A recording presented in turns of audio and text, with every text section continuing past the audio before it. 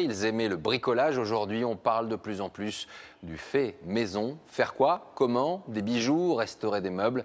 Question conso signée Catherine Rougerie, Manon Bougot et Mathieu Drejoux. Corinne Josh adore la mode, mais pas toujours les articles en rayon. Alors elle a décidé de réaliser elle-même sa propre garde-robe. J'arrivais pas à trouver une jupe qui me corresponde vraiment. J'ai décidé de créer la mienne, avec mes couleurs, avec mon tissu, me créer des vêtements pour moi et selon ma personnalité. Pas très à l'aise encore pour la couture, mais côté bijoux aujourd'hui, c'est une pro. Depuis 3 ans, elle crée ses propres pendentifs. Perles, tiges, fermoirs achetés en magasin spécialisé et en un tour de main. Cette pièce-là, elle va vous servir à couper la tige. La boucle d'oreille est montée. Un accessoire unique pour moins de 3 €.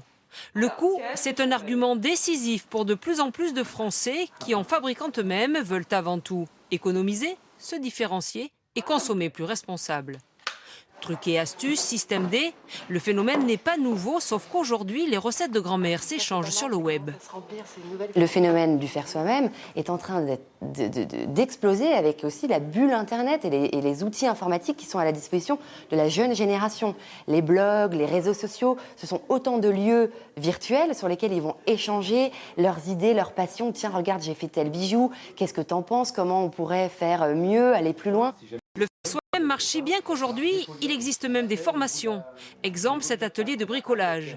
Ici, on apprend à réparer son meuble, 1h30 de cours, 30 €, mais au final, fini les dépenses inutiles. Quand vous percez comme ça, c'est les 2 mains sur la machine. Une machine, ça se tient toujours à 2 mains. On va traverser. Je vais peut-être payer 30 € là, mais à côté de ça, je vais faire moi-même et je vais pas faire appel à quelqu'un d'autre. Je saurai acheter aussi les bons produits. Décoration, plomberie, électricité, au total, une 30aine d'ateliers différents. Et pour ces apprentis, une même envie, consommer autrement. J'ai des meubles chez moi que j'ai hérités de mes parents qui sont en très mauvais état. Et j'ai pas envie de les jeter, j'ai pas envie de les mettre sur le trottoir pour qu'ils soient ramassés par quelqu'un d'autre. J'ai envie de les réparer moi-même. On fait les côtés aussi ou pas? Pour de nombreux parents, le fait maison est même redevenu un principe d'éducation. À l'heure des consoles et des tablettes, plus de la moitié d'entre eux privilégient les activités créatives et manuelles pour leurs enfants lors des vacances scolaires. Voilà, à suivre.